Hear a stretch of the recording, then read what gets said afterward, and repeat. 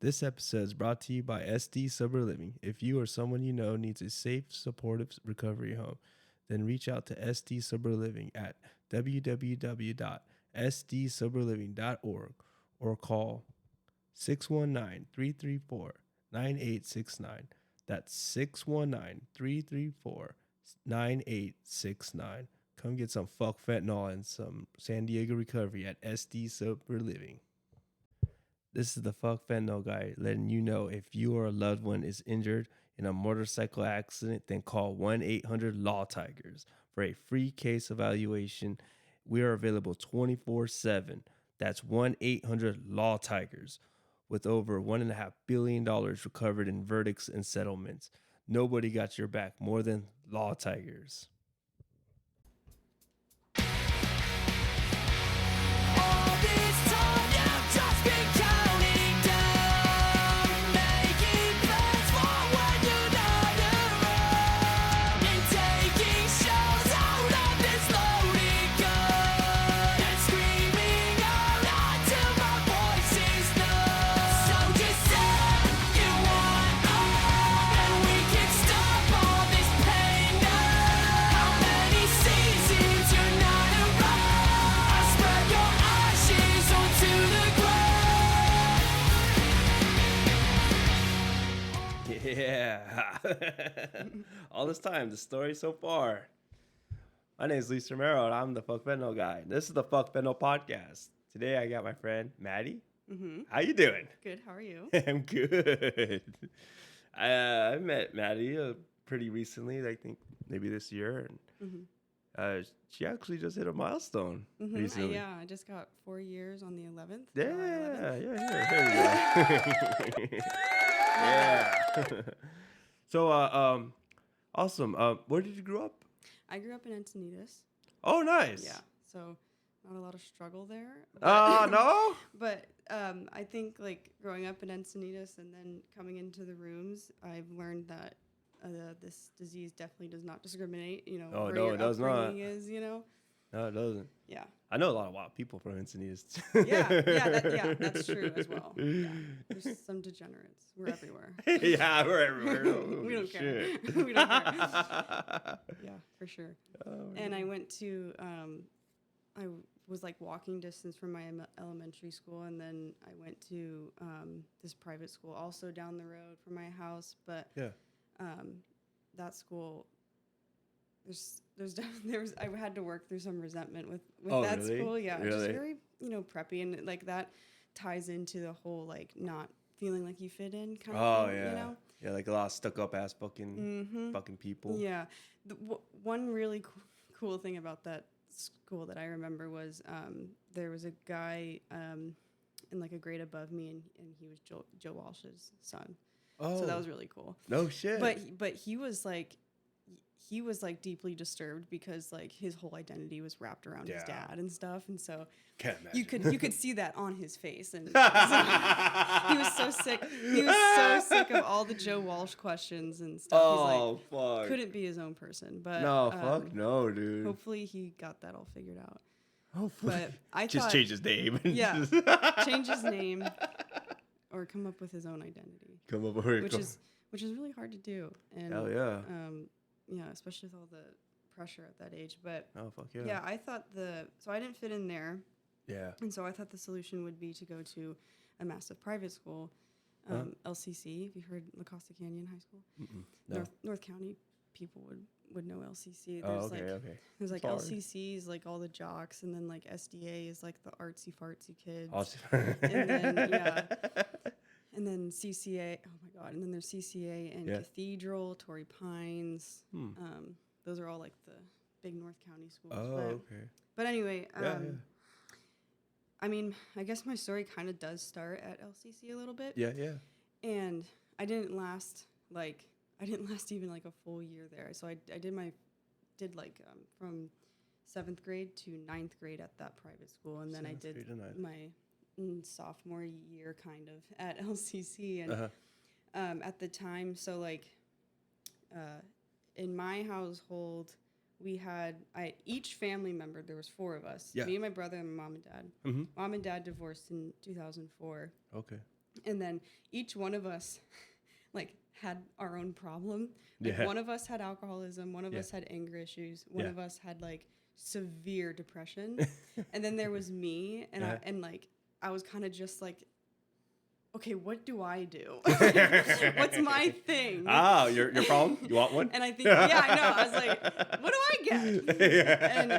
And I think mine was sort of delayed. And like, so around like 13 or 14, I started to get like really depressed and feeling that sort of like identity crisis and lost and confused. And, and like my brother was at the time getting a lot of attention because he was struggling so much. And so I just, I think I needed attention, whether it was negative or positive. You wanted to get the same amount as him. Yeah, and my brother and I are very, very close. So like there was actually no real resentment there. It was more just like, and I was codependent towards him, so I just wanted him to be saved. Yeah, and I wanted to save him and the whole family. And anyway, at LCC, like I was showing these depressive symptoms, and so they took me to a therapist and a psychiatrist. Okay.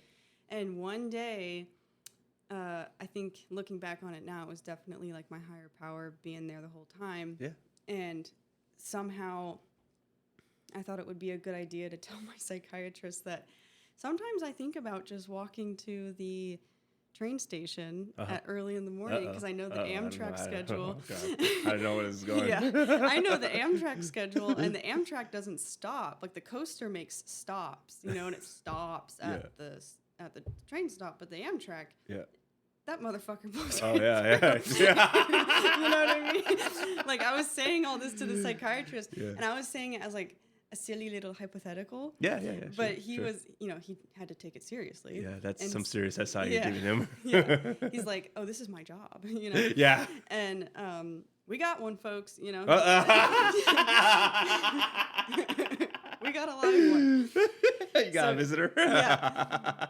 So he calls my dad in, and by the way, this was like an appointment right before I was supposed to go to school that day. Like I was gonna miss like first period or something. Yeah. And so he calls my dad in. He's like, yeah, so I'm gonna admit Maddy to Aurora, the mental place. Okay. Where is that? Is that a? It sounds nice at least. I think it's right off of I don't know, some exit in Poway or something. But yeah. Anyway. He was like, I want to put her there in the ward. And my mom and my dad and my brother were like, and no, she's not going there. Okay. Because mental wards are where you go to get sicker, really. Yeah. And especially at that age, like if I put in go into a mental hospital with other super sick 13, 14-year-olds, I'm just going to learn from them. Yeah, it's probably not going to help. I'm going to learn the loopholes. I'm going to get sicker. I'm going to be enabled. So instead, they send me to this treatment school that's like for, kids who are struggling. Oh, okay. And so their population was at most like 30 kids. Oh, shit. And we had, and it actually got smaller by the time I'd gotten there, but the population was people with autism, eating disorders, depression, drug and alcohol, and then like a couple of kids that were getting like straight out of juvie. Okay. And we got, and like, I always think this is funny because it's true, but those wilderness treatment programs where they're not so popular anymore because kids died at these places. Yeah, it's really fucked up. Okay. But like they'll get sent off to Utah in the middle of the night. They'll get like kidnapped from their homes and sent to Utah to do like manual labor, hard labor to like build character or something. Oh, and fuck that. Yeah. And so the kids who didn't make it in the wilderness programs, they got sent to my school. Oh, great. So great. Well, and it's like, and I don't even say that just to like hype it up that much. But, but what I mean is like this school took a different approach. This school took on a 12-step approach to things. Okay. And so for a while they were taking us to NA meetings. Yeah. And then we would have 4-hour-long groups, which was basically like our AA meeting. Yeah.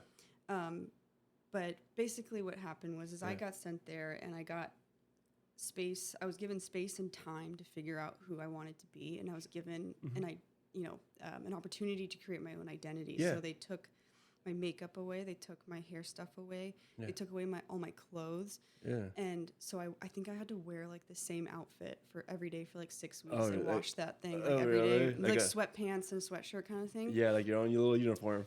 Yeah, and just to like break you, like look at you bare bones, and then like it was very much a love you till you love yourself kind of thing. And Yeah, like yeah. the executive director there, she had this honors pod, quote unquote, where it was like kids who would do honors level courses. Yeah. And one time she was having me do this honors level work, and I was like really struggling, and like I can't do, like I was just saying I can't do this. Mm-hmm.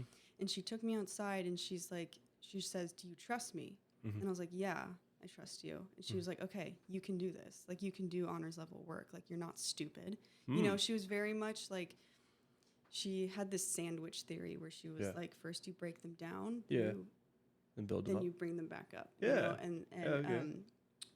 it worked for me, you know. And so I spent my junior and senior year there. Okay. Graduated with honors courses. Nice. I learned how to write an essay, you know, things like that. And Yeah. then a whole other component to that identity part was the swimming. Yeah. So the executive director there was like this national, like pre-Olympic swimmer. Like she's insane. Yeah. And she took us out to the YMCA in Santee and would swim us from like 5 a.m. to 7 a.m. and Wow. and then Okay. go do schoolwork. Yeah, right after. You know? Yeah. And so she made it so that we were literally too tired to go home and get in trouble. That's so brilliant. Because we were in bed by 7 p.m. because we knew we had to get up at 4. Yeah. You know? And Yeah. Anyway, but 2 hours of swimming is a lot. when we got kicked out of the YMCA because we were too rowdy. Really? all the old ladies doing their like water aerobics couldn't stand us because we would fuck around and Right. I don't know. So we ended up going to the La Jolla Cove, and we would swim from the cove to the Scripps Pier and back. Oh, no shit. We would do that once a month, but on every other 2 or 3 days out of the week, we would do like a 2-mile swim. And then like once a month, we would do that 4-mile swim. Wow. And so that is where a lot of, group bonding and personal strength and like resilience was built. Yeah. Was while doing those swims. Yeah. And then when we got bored of the cove, we said, okay, we have to do like some open water shit. Like, so we swam from Alcatraz to the mainland. We swam around Coronado. And then in 2015, we went and we swam the English Channel. So we swam from England to France in a relay swim. And we got the fastest. Yeah, we beat the Swedish, the Australians. What? These are adult swim teams, you know, and Wow. we beat them. You know, just a bunch of kids just from a bunch San Diego. and it was like, and that's what we like reiterated to these people. It's like, look, we're fuck ups. We have been rejected from our schools. Yeah. Some of us have been rejected by our own families. Yeah. You know, like we called ourselves the island of misfit toys because no one wants to be around us. No one likes, and so it was like this little taste of, and I, looking back, hindsight, that was what AA feels like now to me. Yeah. It's just very much like a camaraderie thing. So. Yeah, absolutely. So then I was able to stay sober while I was there, of course. Yeah. And that wouldn't be a good time to get drunk and swim in the fucking English Channel. I probably should have mentioned that. That was a huge requirement at that school that you were sober. Yeah. Like that's the whole reason that you're there. Sorry. Yeah, don't be like Hunter Thompson fucking dropping LSD and going miles swimming. That's oh my God, can you imagine? I mean, whatever, Yeah. But we all had to get drug tested before those swims too. Oh, for real? They drug tested But that's not for the school. That was for like the association because like you can't have like just to cover their ass. Performance enhancing drugs. Oh. Yeah, it's legit. There's like an association. There's observers on the boat that have to like make sure you're not cheating. These kids are juicing. They have to be juicing. There's a 15-year-old just bucked the fuck out. Yeah. No, dude, he's just training really hard. He's just training. They're just determined. Yeah. So how long was that one? The last. Like distance-wise? Yeah, the one from the English to France. That England to one France, sorry. was. Sometimes it ranges, but it averages out to be like 21 to 24 miles. And it took us the first time we did it, and you have to swim with the current. So like if you were to look at our map, it's an S curve. Like it's not a straight line. No. Right? No. Because you can't swim that fast. No, Like boats fuck go no. straight lines, yes, but humans that are swimming 2 miles an Sometimes hour. boats struggle. Yeah, I've broken right. the road one. Yeah. 2 miles an hour swimming, like you're gonna have to ride the tides and stuff. And so it's an S curve, and so anyway, but that first pass that we did in 2015, our time was 13 hours and 4 minutes. Wow. Yeah. And then we did it again in 2019. And when we did it again in 2019, I was on 2 teams. So I did it back to back. And I can't remember how long those took, but something around 12 or 13 hours. Yeah. Wow. Yeah. We did Catalina too. We swam from Catalina to San Pedro. Really? That was like our first one after Alcatraz. Yeah. Wow. That was our first like long one. Wow. You guys could have went to Alcatraz prison and escaped. No problem. Yeah. That's fucking rad, dude. So anyway. I'm just at all because I'm not a swimmer. I doggy paddle, man. Yeah. I'm like, fuck. Well, doggy paddle when done correctly is a good workout. Oh, fuck yeah. Yeah. Oh yeah. For sure. I'm always beat. So that school, it did its job at the time. Yeah. Like it definitely saved my life at the time. Yeah. But I wasn't done. I was Yeah, 17 years old. Of course. And I wasn't done. Yeah. And so I went off to college in Chicago for about 1.5 years. Rad. Met my best friend, but Chicago was not for me. Oh. Just homesick and like landlocked. And the Midwest people, I just wasn't down for it. And I don't know. Maybe it's just Chicago people. Maybe just Chicago people. Chicago. So I come back home, but when I came back home, and I started drinking and smoking weed in Chicago, and so I it broke my sobriety there. Okay. And I was very much on my high horse the whole time too. Oh, I was really? like, I got to Chicago and I was like, I'm not drinking. Like, I'm sober. On my, it was very much that's the self-will. I see. Because while they did introduce 12-step and program to us, we weren't required to work any of the steps or anything. Yeah. So it was just kind of. You didn't really reach out to any sponsors. No, I didn't know that. anything about what ego was. I didn't know anything. Yeah. I just knew that, like, I had made this sobriety part of my life, like this superior sort of status in my own head. And so when I go out into the real world, I don't know. I just learned really quickly that self will run riot. Yeah. I've done it too. So I got back into it, and when I got back home, I started taking classes at Palomar. Yeah. And now all my friends from high school, they're all off at college too. So none of them are really home, and I was very lonely at the time, and I started making these fast friends at Palomar and going on benders with them. Yeah. There was a time where I was going out a couple weekends in a row with this friend that I had made in class. And with him, it was completely platonic. But when I got to that apartment, he had friends, and I was a girl, and I did things. Yeah. And I did things. Yeah. And again, like, this is another point where my higher power was just there the whole time, where it's like I was the only girl in that apartment full of these like big dudes. Like these were his group of friends were like on the wrestling team. These are big dudes. They're right? like athletes. Yeah. And I'm blacked out at this place. Yeah. And somehow I get away unscathed. Like that's just another thing that I get to I get to be grateful for. Absolutely. And anything that I did participate in that was unsavory, that was my choice. Okay. I made that choice in my addiction.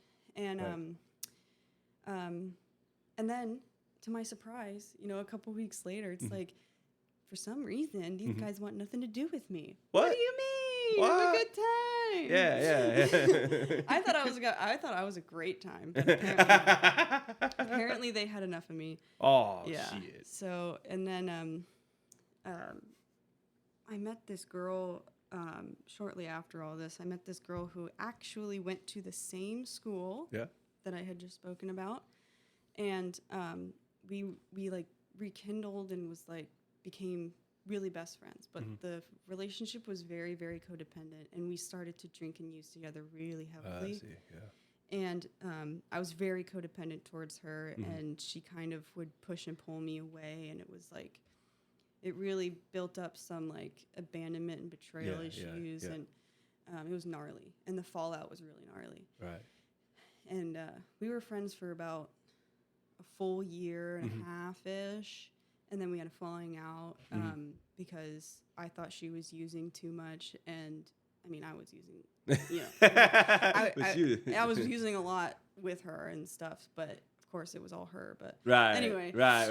It's all her. It's all her fault. Totally. It's not. But we go basically like another year and a half of not speaking to each other. Yeah. We were both very, very stubborn, and very sick people with this girl, and so we both just said "fuck you" and we were out. Yeah. And what happened was COVID hit, right? And lockdown happened. And I had just been dumped by a guy who was just doing his best. And his best was just 23-year-old boy behavior, Yeah. And he's like, I look back now and I'm like, he was just a boy. Yeah. Yeah. Anyway, that was a really hard breakup and a really traumatic one, and it ended up in a blow up, and it was really gnarly. And so I had to sit. That was we broke up in February, and then in March we got locked down. So I had to sit in my own misery and grief, grieving all of that shit on my own. And the drinking picked up. Yeah. I also picked up, like, this is strange, Yeah. but maybe someone can relate. Sure. I picked up exercise. So like at the time with COVID, you were either like learning how to bake shit, right? Yeah, or you were like, bake you were things. doing like the push-up challenge in your living room. Oh, push-up you challenge. know? Yeah, like you do like a bunch of push-ups and then tag somebody. It's like, your turn. And that's how you filled your day during COVID. I did one actually. Yeah. I forgot about that. People learned how to bake bread and stuff. But me... bake bread and get buff. And then another thing that we did was we went on our hot girl walks.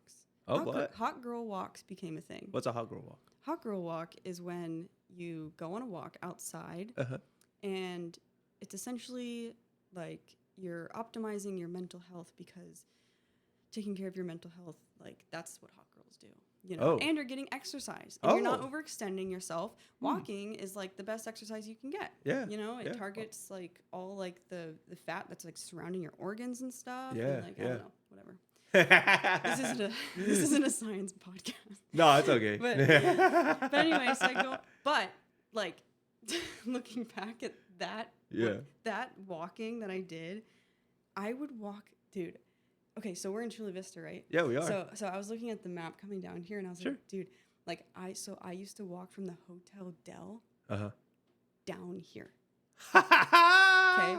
And fuck yeah. One time my watch clocked it in at 15 miles by the time I got back to my car. Wow. And it took like, fucking 5 hours or something. I don't know. But that's what I filled my day with. And then I'd go home, shower, and then drink till 3 a.m. Wow. And that was my day every day. You did that every fucking day? Wow. Now I had to build up to 15 miles. Of course. But yeah. That was the gist. Wow. And I used to do that, but I was just to chase heroin around. Sure, yeah. But like I was very slender though. I did things alcoholically. Yeah, absolutely. And put the alcohol in there too.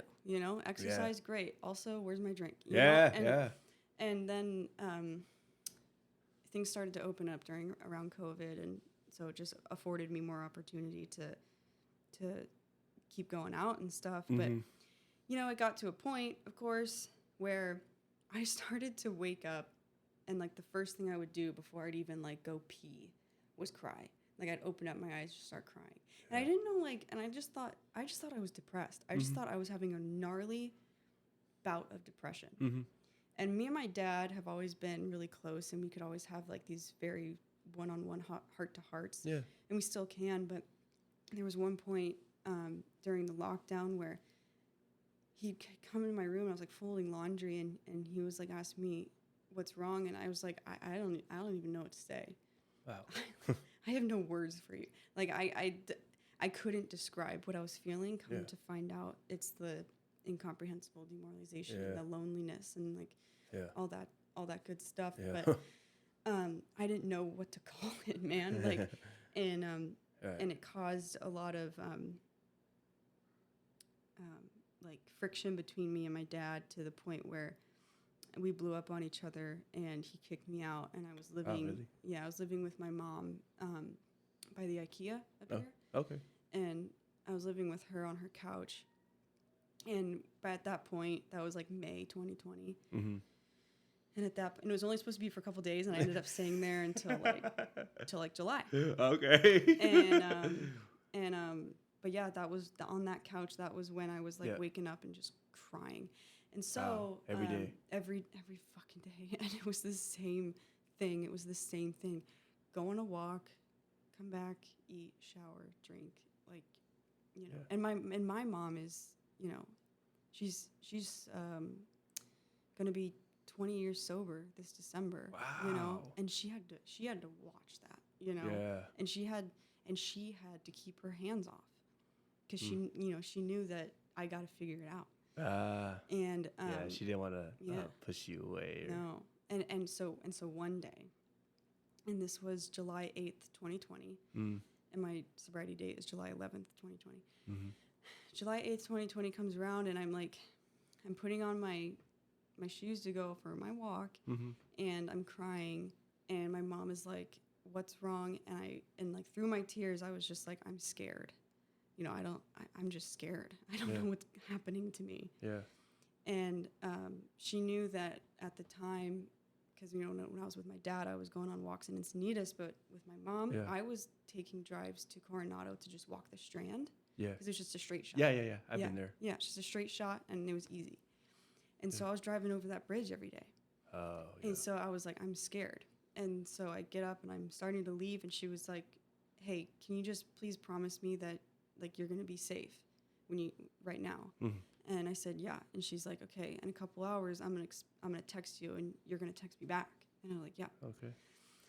And when I was in my car, like, that wasn't the plan. Like I was driving to go kill myself, you know, and I was on my way. Yeah. And during that drive, I was kind of having this inner dialogue with myself, and I was like, I think we're just gonna be doomed for a life of misery and sadness. Yeah. And I think we just have to kind of just, you know, have a job, come home, be boring, do nothing. Like, I don't know what else there is beyond this, you know, like very existential, very like some dialed in ass life, nihilistic, like the word. Yeah, it was fucking awful. Yeah. And I remember how I felt. Anyway, as I'm going up there and like making the plan and about to do it and stuff, I get a call from that girl that I hadn't talked to in a year and a half. Oh, okay. Because we had this huge falling out. Yeah, right? Yeah. And she calls me and she's like, "Hey, I'm going to treatment. I'm so sorry for everything. Will you come to my house tonight? We're making tacos and my sponsor's here, and we can just hang out and we can go to a meeting." Oh. And I was like, "Okay, what the fuck else am I doing?" You know? And I go, and Reed is sitting there, another person in the program, and she turns to me and she says, "What do you think about your drinking?" And I was like, "Well, I don't know what you mean. I don't think about my drinking because I don't have a problem or anything." You know? Yeah, right. And she was like, "Okay." And then basically what happens is I went to these meetings from like, so then, you know, I went to a meeting that night, and then I went to like a nooner the next day with this girl, and then like an evening one. And then on July 10th, Reed tells me, because I'm telling her, I'm like, "Look, I'm just here to support my friend." That's your support. Yeah. I'm just supporting my friend, and I'm bored and lonely and like desperate for like interaction. Mm-hmm. And Okay. and Reed is sitting there, and she's like asking me all these questions and stuff, and I'm listening to these stories. Yeah. And she's like, okay, well, you know what? Why don't you, if you really feel that way, why don't you go try controlled drinking? Go to a bar and just have one, and then go home. Oh. And so challenge. Yeah, so July. So I was like, all right, bet, let's go. Yeah. Let's go. Fuck you. Let's go. Like, what? And then July 10th happened. Okay. And really, it wasn't anything crazy. Like, there was no crazy story on July 10th. It was literally like a lunch day drinking. Yeah. You know. Okay. And then I was like, okay, I had one. And then There I go home, and I'm like, oh, I'm on my way to go get some Trulies right now. Like a case of Trulies to drink by myself. Like, I did the thing. I went to the bar. Right. I had the one drink. Right. I did what you said technically. Yeah. Oh, there we go. But now you found the loophole. Yeah. But it was like, looking at it, it's like, okay, that's the obsession to drink. That's the insanity. Did you see that you're cheating in solitaire here? Yeah. Yeah. It was great. And so the next day I go back, or I think that evening I went back. Evening I went back to another meeting at the Step House, and someone came up to me after the meeting and was like, how much time do you have? And I was like, 4.5 hours. and the next day is July 11th, and Reed introduces me to this girl, and she became my sponsor, and I spent all day with her, asking her questions and learning about like what this is going to look like, and realizing that if I want to change something, I have to change everything, right? Yeah. And that's what I did, and I did everything that girl told me to do. I did everything that girl told me to do. Yeah. And 4 years later, it feels like it was yesterday, like sitting Right? here, like down in Chula Vista, and like telling that story about Coronado.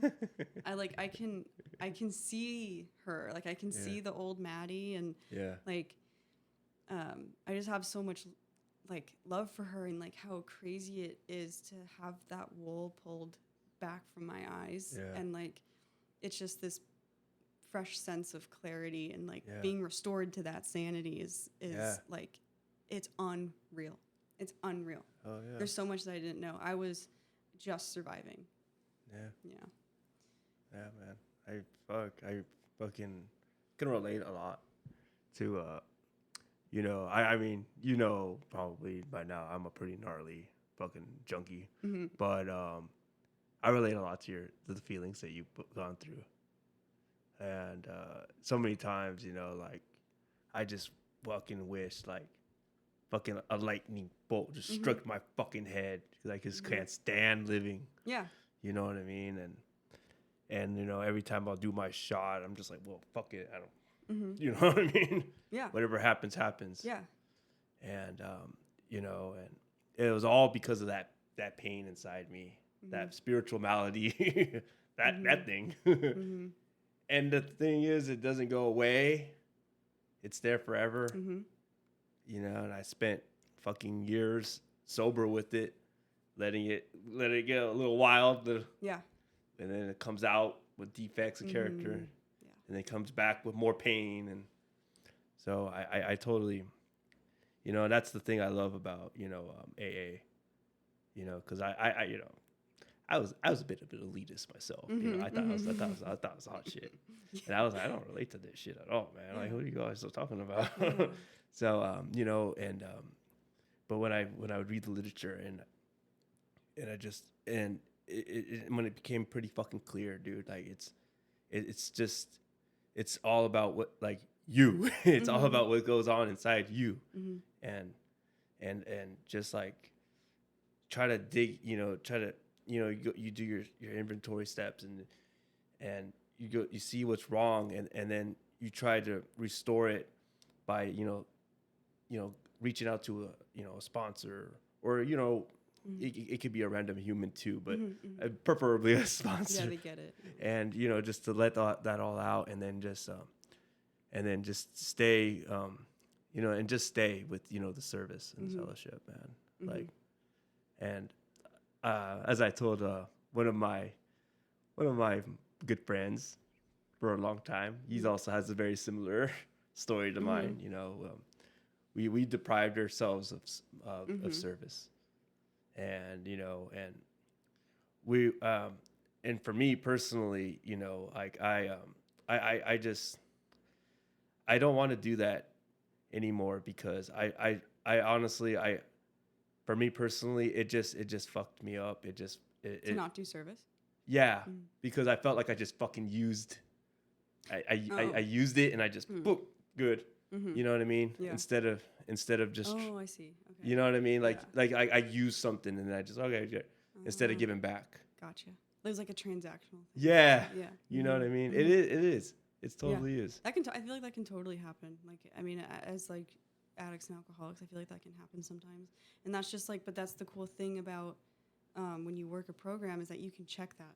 Yeah. Like, as you go. Yeah, as you go. You know, you can like my ability to check myself now. You know, it's so much quicker, and it gets quicker and quicker as I do more steps, and as I like progress through recovery and keep growing. That response time gets faster and faster. Yeah. And it's kind of like a muscle. Yeah. Yes, it is. It is very similar. Definitely. I mean, it's like it's carving out those neural pathways. You know, it's like you can still use it or lose it. You know, and so if you keep exercising those same practices, like you can change. I don't believe it when people say, "Oh, people don't change." It's like, really? Yeah. No, I don't. Have you ever walked into an AA meeting? Have you ever, like, come on. Courage change, brother. Absolutely. That's what this is. Yeah. Absolutely. But, I mean, to go back to, like, the feelings. Yeah. You know, I think a lot of, like, you'd be hard-pressed to find an addict or an alcoholic who, like, doesn't have depression. Yeah. Like I have a friend who I've known her for my whole sobriety, but we became really close like in late 2021. And the whole time I've known her, she's very like, it's energy. It's just like, you know, your perspective and like, you know, spirit and everything. And like, she didn't believe in medication. She didn't believe in all that stuff. Like for herself at least. For herself, yeah. And then in the last year, she started to really struggle with her mental health. Okay. And she was like, holy shit, you know? And I was just like, yeah, dude. Like, and, you know, she's gotten help. She's doing great right now. Good. But like, that's like a common thing with us. And it's like, you look at addicts and alcoholics and like, again, you'd be hard pressed to find an addict and alcoholic that has grown up in like the perfect household or the perfect situation or whatever. And like, there are stories where, you know, I've had a very happy childhood, but I still became this thing. And it's like, okay, but it didn't happen in a vacuum. You didn't become an alcoholic or an addict in a vacuum.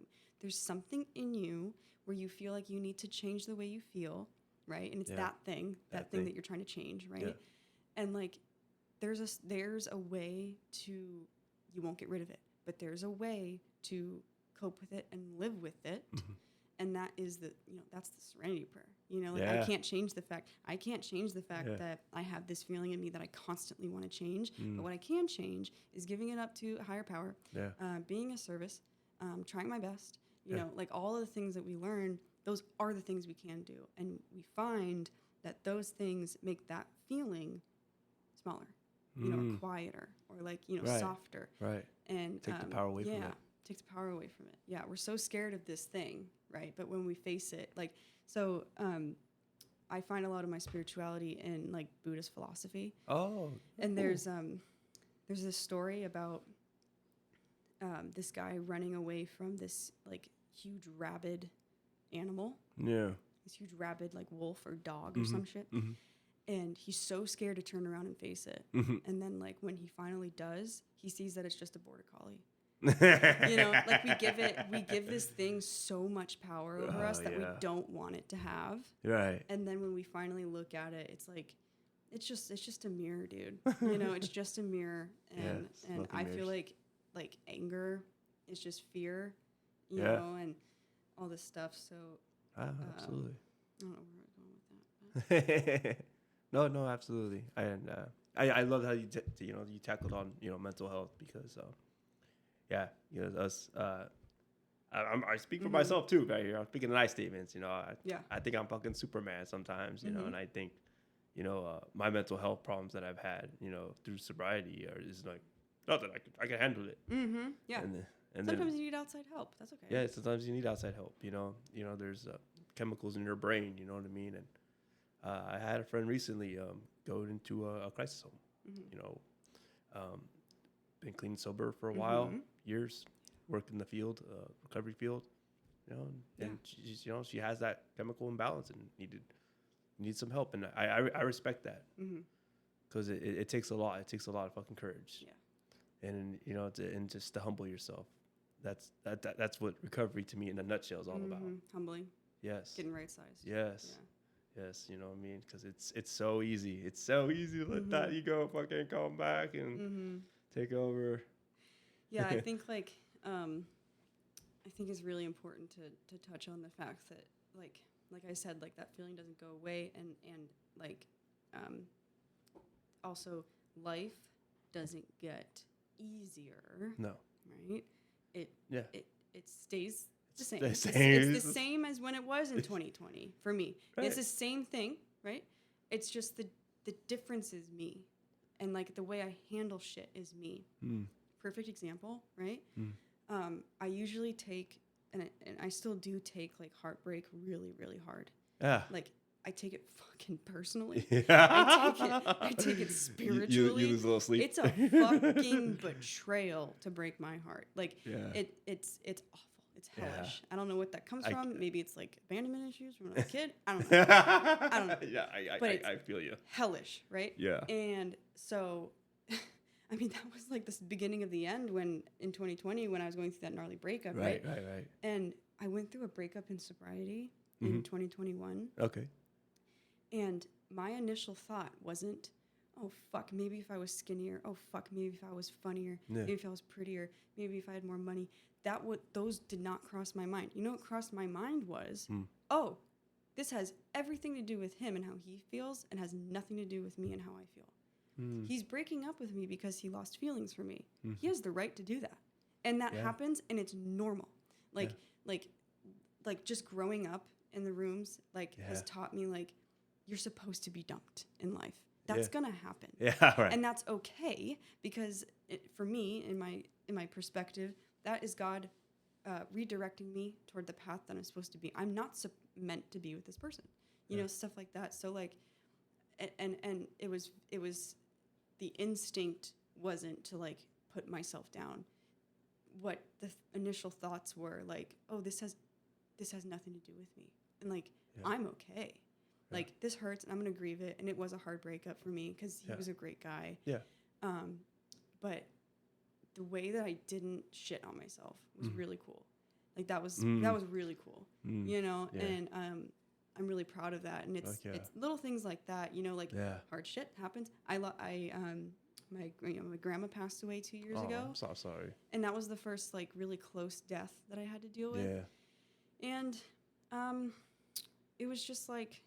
It was just really beautiful because I got to go, you know, out to her house with the family and like be there for everybody and not make it about myself, because I'm sure that if I was still drinking and using, I would be like this like overly dramatic wreck. Like, to be honest with you, like I feel like sometimes we can make let me keep it I statements. Sure. I can make like things that have nothing to do with me about me somehow. Yeah. Like I have to be the biggest wreck at the funeral, right? Yeah. You know what I mean? Over the top. Like, seriously. And that wasn't me, you know? And instead it was a lot of like laughing. There was a lot of laughter in there, you know, and like looking at old photos and like, you know, my mom telling stories and stuff. And so it was just being able to show up that way for things, yeah, just learning how to handle your shit like an adult, dude. Yeah. You know, like a fucked up adult, though. Like a fucked up, yeah. Like let's not get it twisted. Like, me and my girls, like, we're fucking insane. Yeah. We're fucking weirdos. We're strange. We like interlock toes and stuff. Wait, what? Wow. Okay. And that's sober, dude. Yeah. Oh, it's so Oh my great. god. It's so great. Whatever floats your boat. Hey, dude. You know, at least I remember it the next day. So. Yes, that's right. You remember they say we are a little weird. Yeah. I love it though. Yeah. I fucking love having you on. Yeah, this was fun. Oh my god, like you have so much great insight in recovery, and I really appreciate you coming down here. Thanks for asking me. I was so nervous Oh fuck. because I've never done any opiate of any kind. Oh no, yeah. I mean, the only downer was alcohol and whatever. Alcohol is a pretty fucking gnarly drug, dude. Yeah. I mean, I fucking I hear it's the only withdrawals that you can die from. alcohol and benzodiazepine. Benzo, Yeah, those are the two. And it's crazy because alcohol is fucking totally normal and socially acceptable. Yeah, dude. It's Like crazy. I don't. I guess the money, Yeah. it makes money. Yeah. But it's just so funny. It's just it's all these ads. You see, every time. I don't even watch fucking TV anymore. But when I'll watch a football game, it's always fucking beers and shit. And they're like hot chicks and shit to make it look cool. Sex sells, Yeah. Right. No, yeah. And it's and it's such a destructive fucking drug. It's such a fucking destructive ass fucking drug. And my homegirl, Charlie, I'm pretty sure you know her. Yeah. Mm-hmm. We were talking one time, and it's we were just nitpicking about there's all these ads and stuff that say don't drink and drive, drink responsibly, drive responsibly, drink responsibly. There's no ad saying don't drink. Oh. None that say don't drink. Just don't do it. Wow. Yeah. There's none for alcohol. None, because it's all this whole society thing of just we have to sustain the economy, and I don't know. That's how I look at it. Big corporations. Big corporation. Yeah. Don't fuck with them. Yeah, the corporations, they fund the lobbyists fund the politicians. Yeah, the politicians yeah. run the world. Yeah. Absolutely. Well, and I will say too, so we've established that addiction and alcoholism is all the same family and everything. Absolutely. And so naturally, all of my best friends, who I consider my sisters, right, my family, and my boyfriend, he was a gnarly heroin addict, and so I'm familiar. yes, you're very familiar. And he lost someone very special to him. Yeah. Right. And I know a bunch of other people who have lost people to fentanyl overdoses and stuff. And so I see it, and I see the way it affects them. And often, and it's kind of fucked up, but often I'll think about what it would feel like and be like if one of my people went out and died of a fentanyl overdose. Yeah. And so I see it sometimes in my job. I used to see it a lot in my other job, working for the county. Yeah. But I just have the utmost empathy and love and compassion for all of them, because I know that if I didn't get sober when I did, it's a progressive illness. Who the fuck knows? I could have been I could have been dead, or I could be doing it right now and completely fucked off, you know? And so I have so much love for people who, have to go through that type of grief, and how horrific it all is. And when I see them, me and Rigel were walking through downtown on Friday night, and we were seeing people zonked out, bent in half, nodding out and stuff, and I just there was no judgment that passed. It was just that's one of us. Yeah. And I love them. Yeah, I think that's still suffering. Mm-hmm. Yeah. Absolutely. So. Absolutely. And just, the final thing I would add on is just it's really fucking scary too. How you touched on it, how alcoholism can be very progressive. It's also just with, especially with Fetty, it's just in everything. Yeah. Yes. And I went to an event. I went to several actually, but there was one particular.